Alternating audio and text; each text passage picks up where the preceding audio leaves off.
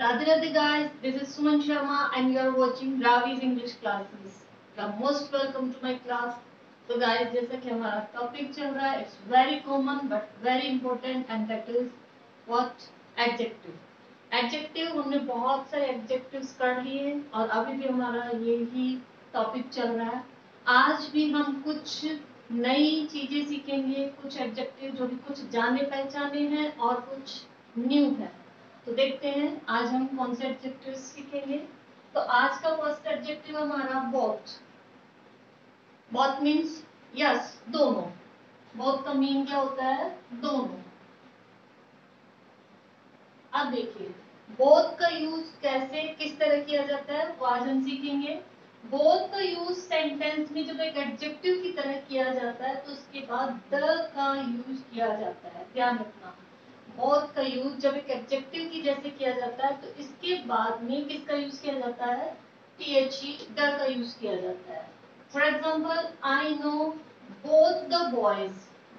Both the boys तो बता दिया इसमें कि अगर इसका यूज एडजेक्टिव की तरह किया जाता है. एडजेक्टिव कैसे? जो नाउन को मॉडिफाई करे. ठीक है, तो ये किस बोथ, कौन बोथ? बॉयज. ये इसको मॉडिफाई कर रहा है, इसलिए इसके जस्ट आफ्टर क्या लाना है? द. क्लियर? भाई बोथ किसको मॉडिफाई कर रहा है? बॉयज को, क्योंकि ये नाउन है. तो इसलिए इससे पहले बोथ के तुरंत बाद में और नाउन के तुरंत पहले किसका यूज करेंगे? द का. In the sense as a conclusion we can say that adjective के रूप में जब बोथ का यूज हो तो उसके बाद में द का यूज करते हैं. Next example, she nose both the ladies. Both कौन? दोनों. कौन? लेडीज. इसलिए लेडीज नाउन है तो नाउन से पहले नाउन को मॉडिफाई कर रहा है बोथ. बोथ एक एडजेक्टिव की जैसे काम कर रहा है इसमें, इसलिए बोथ के बाद में हमने क्या यूज किया यहाँ पर? द. क्लियर? सेकंड थिंग क्या है इसका कि पर्सनल प्रोनाउन के साथ बोथ ऑफ का यूज किया जाता है. Personal pronoun, both of them can come tomorrow. तो ये पर्सनल प्रोनाउन के साथ में अगर बोथ का यूज करना है तो फिर वो उसके साथ और क्या आएगा? O F. ओ. यहाँ क्या आया? द. कब? जब ये एडजेक्टिव की जैसे. एडजेक्टिव इट मींस नाउन या प्रोनाउन का क्या करें? मॉडिफाई करें. यहाँ पर बोथ ऑफ देम, लेकिन क्या है ये? कौन सा है? Personal pronoun. इसलिए बोथ का यूज किसके साथ करेंगे? ऑफ के साथ. Both of them can come tomorrow. इसी तरह she invited both of us. Again personal pronoun. ठीक है, तो क्या हो गया है? She invited both of us. तो बोथ के साथ किसका यूज किया हमने? ऑफ का. देखिए कहीं पर बोथ के साथ द का यूज कर रहे हैं, कहीं बोथ के साथ से ऑफ का यूज कर रहे हैं. What's the reason? लॉजिक बता दिया इसमें कि यहाँ पर जब नाउन को मॉडिफाई करें इसका मतलब एज एन एडजेक्टिव अगर हम बोथ का यूज करते हैं तो उसके जस्ट आफ्टर द का यूज करेंगे. और यदि बोथ का यूज करते हैं पर्सनल प्रोनाउन के साथ में तो फिर हम बोथ के बाद में ऑफ का यूज करेंगे. Is it clear? Next rule क्या कहता है? बोथ का यूज प्रोनाउन के बाद ऑब्जेक्ट की तरह भी किया जा सकता है. प्रोनाउन के बाद, for example, she invited us both. ये प्रोनाउन, इसके बाद भी बोथ का यूज किया जा सकता है.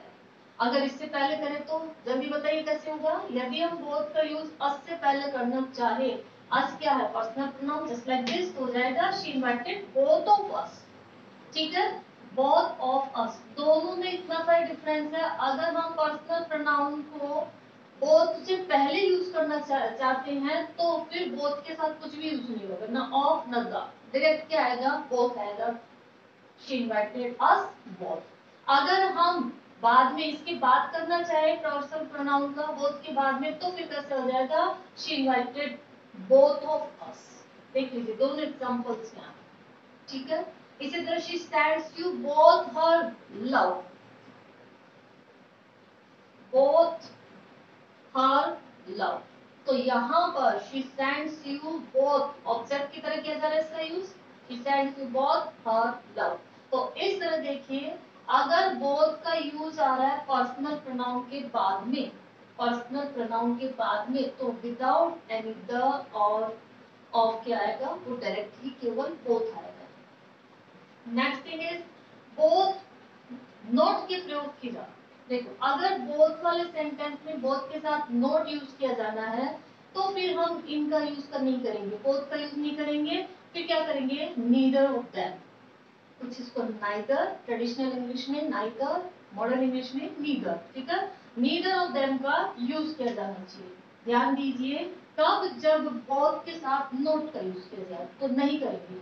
For example both of them are not here, both के साथ किसका यूज किया, not. Both of them are not here, ये इनकरेक्ट है, ध्यान दीजिए क्या है ये, इनकरेक्ट, रॉन्ग है, गलत है। कैसे, both of them are not here, इसका मतलब बोथ के लिए हम नॉट का यूज करेंगे तो उसकी जगह हम क्या यूज करेंगे, नीदर ऑफ देम, उनमें से कोई नहीं, ठीक है।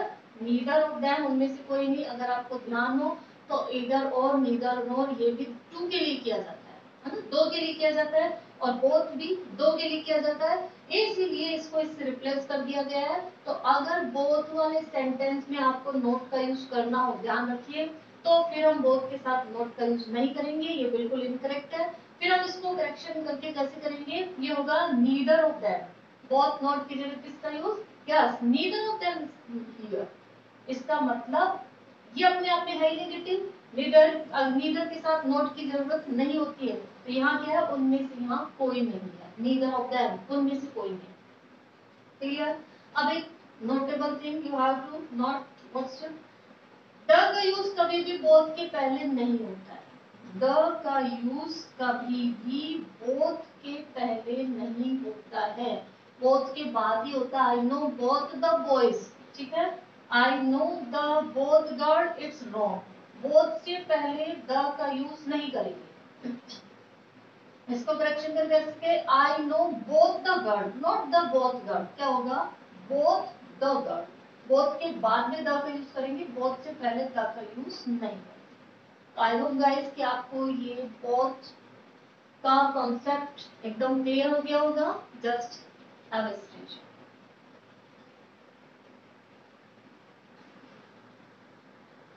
तो नेक्स्ट जो हमारा एडजेक्टिव आज का वो है as, so as. I think आप सबने ये सुना हुआ होगा, किया भी होगा कभी, आज फिर से हम करते हैं, जिसका हो चुका उसका रिवीजन हो जाएगा, और जिसने कभी नहीं किया उसके लिए न्यू है। तो हमारा एज, सो एज, ये क्या है, देखो जब एज का यूज कब करते हैं, जब कंपैरिजन कर रहे हो, है ना, जब सेंटेंस कैसे हो, कंपैरेटिव सेंटेंस हो, हम किसी की किसी से तुलना कर रहे हो, तब हम किसका यूज करते हैं, एज का। और ये किस लिए तुलना में भी क्या दिखाई दे रहे हो, सिमिलरिटी, किसी में समानता बता रहे हो कि ये भी वैसा ही है जैसा ये है, ये भी उतना ही इंटेलिजेंट है जितना राम है, राम भी उतना इंटेलिजेंट है जितना श्याम है। तो कंपैरिजन तो कर रहे हैं, लेकिन उनमें शो क्या कर रहे हैं, सिमिलरिटी और लाइकलीनेस, इसका मतलब समानता। किसका यूज करते हैं समानता दिखाने के लिए, एज का। और सो एज का यूज कब करते हैं, कंपैरेटिव सेंटेंसेस में करते हैं, लेकिन अनलाइकलीनेस या डिसिमिलरिटी, जी हाँ, असमानता दिखाने के लिए करते हैं, स्पेशली नेगेटिव सेंटेंसेस में। किसका यूज, सो एज का। For example, he is as intelligent as his sister, किस किस की कंपैरिजन किया गया इसमें, ही और हिज सिस्टर, उसके और उसकी बहन की तुलना की गई है। तो दोनों, वह भी उतना ही इंटेलिजेंट है जितना कि उसकी बहन है, दोनों में सिमिलरिटी बता दी कि दोनों एक समान ही इंटेलिजेंट है। जब दोनों में सिमिलरिटी बताई तो किसका यूज किया हमने यहाँ पर, एज का। क्लियर, कि वह भी उतना ही इंटेलिजेंट है जितने कि उसकी सिस्टर है। This shirt is as good as mine, ये शर्ट की उतनी ही अच्छी जितनी मेरी। तो सामने जो है शर्ट, उसमें और मेरी शर्ट में क्या किया गया है, कंपैरिजन, लेकिन किसमें, सिमिलरिटी, समानता के लिए, इसलिए किसका यूज किया गया है, एज का। अब अगर हम देखें डिसिमिलरिटी के लिए तो किसका यूज किया, सो एज। कैसे, he is not so intelligent as his sister, comparison में तो उसी में किया गया, ही और हिज सिस्टर, उसमें उसकी बहन में ही कंपैरिजन किया गया है, लेकिन नेगेटिव सेंस में यह उतना इंटेलिजेंट नहीं है जितना कि इसकी सिस्टर है। तो he is not so intelligent, हमने बोला कि नेगेटिव सेंटेंसेस में यूज किया जाता है किसका, सो एज का। तो he is not so intelligent as his sister. Same thing is here, this shirt is not so good as mine, ये शर्ट उतनी अच्छी नहीं है जितनी की मेरी है। तो उतनी अच्छी नहीं है जितनी की मिली नेगेटिव सेंस में। तो यहाँ पे इसका यूज किया गया सो एज का। नेगेटिव सेंस में सो एज का जब कब क्या दिखानी हो, असमानता डिसिमिलरिटी, और समानता दिखानी हो तो एज का यूज करना। क्लियर। नेक्स्ट देखिए अनदर, अदर, एनी अदर। इसको अनोदर नहीं कहते, ये होता अनदर। ठीक है, जैसे अदर वैसे अनदर। अब इसमें किस तरह से यूज किया जाता है? अनदर का प्रयोग सिंगुलर नाउन तथा अदर का प्रयोग प्लूरल नाउन के लिए। सबसे बड़ी बात, अनदर का यूज किया जाता है सिंगुलर नाउन के लिए और अदर का यूज किया जाता है प्लूरल नाउन के लिए। ठीक है। एनी अदर का यूज अधिकतर नेगेटिव सेंटेंस में किया जाता है और उसका यूज दोनों के साथ किया जाता है, सिंगुलर एंड प्लूरल। लेकिन कहां पर? नेगेटिव सेंटेंस में। किसका यूज? Any other. एग्जांपल से समझते हैं इसको। देखिए, he has purchased another book, he has purchased another book। तो another का यूज कहां किया जाता है? Singular noun. नाउन कैसा होना चाहिए? सिंगुलर। ध्यान दीजिए, किसका यूज? अनदर। अनदर के साथ नाउन होगी तो कैसे होगी? सिंगुलर।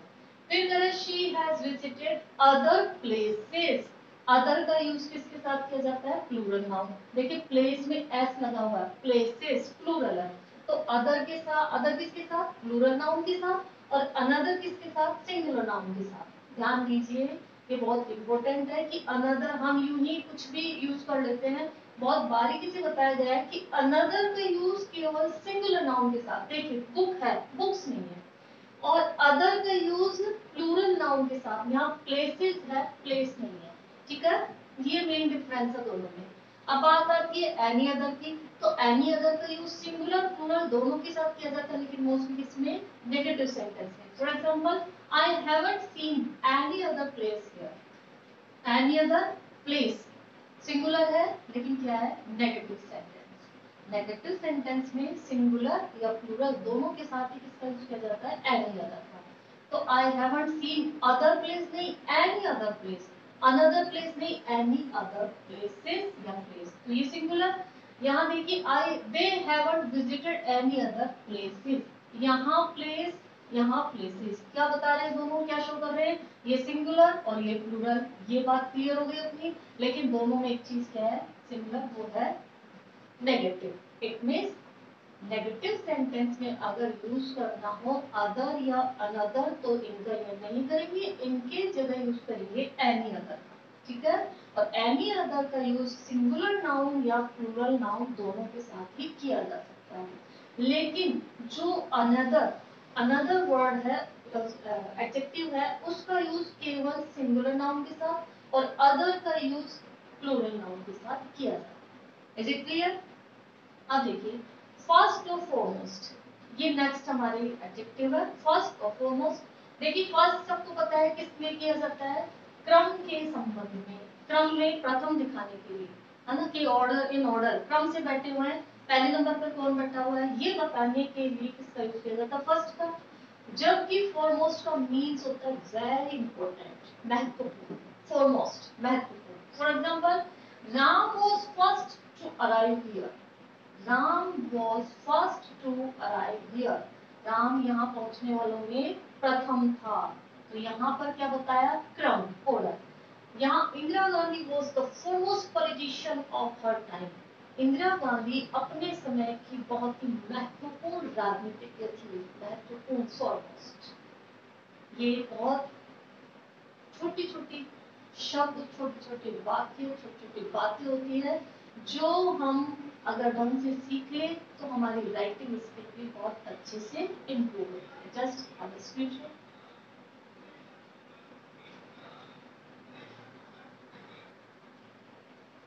गाइस, अब हम सीखते हैं फॉर्मेशन ऑफ एडजेक्टिव। एडजेक्टिव कैसे बनाए जाते हैं, नाउन से एडजेक्टिव कैसे बनाए जाते हैं, थोड़ा सा ये भी हम सीख लेते हैं। देखिए जैसे नाउन है सिक, सिक मीन्स बीमार, बीमार जैसा, है ना, ऐसे लग रहा है जैसे बीमार जैसे हो रहे हो, तो सिक, सिकन, क्या यूज किया, क्या ऐड कर दिया हमने इसमें? ई है, तो बन गया हमारा एडजेक्टिव। ऐसे होता है गोल्ड। ठीक है, गोल्ड क्या है? नाउन है, हमने इसमें ई एन ऐड कर दिया और ये बन गया गोल्डन, सुनहरा, सोने जैसा, सुनहरा। ये क्या बन गया अपना एडजेक्टिव। फूल में हमने यूज किया ISH, फुलिश बन गया एडजेक्टिव। फूल क्या है, नाउन है, फूल में ISH यूज किया, फुलिश बन गया। इसी तरह trouble, troublesome, man, manly, and Y, मर्दाना, है ना, मर्दों जैसी बात, मर्दों जैसी, मर्दाना। ग्रीन, इसमें ISH, ग्रीनिश, ग्रीन मीन्स हरा, प्रॉपर, ये नाउन हो गया, हरा जैसा, ग्रीनिश, ISH आ गया। Black, blackish. इसी तरह ग्लोरी, ग्लोरियस, वाई को हटाकर IOU सेट कर दिया। बॉय, बॉयिश, लड़कपन, है ना, एकदम लड़के जैसा, बॉयिश लुक, लाफ, लाफेबल, करेज, करेजियस, किंग, किंगली, राजा जैसा। Yellow, yellowish, again ISH add कर दिया। फॉल, फॉलसम। तो देखिए इस तरह से नाउन से क्या बनते हैं, एडजेक्टिव। इसी तरह formation of comparative superlative degree, भाई हमारे पास ये जो है क्या है, ये पॉजिटिव सेंस में। पॉजिटिव डिग्री तीन होती है, सबको होता है positive, comparative and superlative. Positive जिसमें केवल अकेले व्यक्ति का गुण बताया जाता है, अब वो अच्छा भी हो सकता है, बुरा भी हो सकता है, ठीक है। ये Ram is a good boy, तो गुड क्या हो गया, एक तरह से क्या होती पॉजिटिव डिग्री है। लेकिन अगर उसका कंपैरेटिव या सुपरलेटिव बनाए तो वो तो लर्न करने वाला एक्सेप्शन है। गुड, गुडर, गुडेस्ट नहीं होता, गुड, यस, बेटर, बेस्ट। लेकिन अधिकतर बनते कैसे हैं, जैसे व्हाइट है, इसमें क्या यूज किया हमने, आर, व्हाइटर, और लास्ट में EST। भाई ER जोड़ते हैं, ये देखिए ER और EST लगाते हैं, ER लगाते हैं तो कंपैरेटिव बनती है, ठीक है, कौन सी डिग्री, कंपैरेटिव। और EST लगाते हैं तो सुपरलेटिव डिग्री बनती है, superlative degree. Is it clear. तो अब देखिए कब बनती है, सिंगल सिलेबल। ये सिलेबल क्या होता है, सिलेबल होता है जब हमें जितने बाउल साउंड आते हैं उतने सिलेबल वाले जाते हैं, ठीक है। तो सिंगल सिलेबल इसका मतलब जब एक वाउल साउंड, वाउल्स चाहे कितने भी हो उसमें वर्ड में, बट साउंड कितनी बार आनी चाहिए, एक बार, तो हम किसका यूज करेंगे, जैसे व्हाइट, कितनी में क्या है, दो सिलेबल है, इधर यहाँ सॉरी दो वाउल्स है, आई और ई, लेकिन देखिए साउंड एक की आ रही है, व्हाइट, आई की आ रही है, तो एक आ रही है, इसलिए हमने इसके लास्ट में क्या यूज किया, ER, कंपैरेटिव बनाने के लिए, और सुपरलेटिव के लिए EST। Same thing is here, wise, तो इसमें भी wiser, wisest, safe, safer, safest, ठीक है गाइस।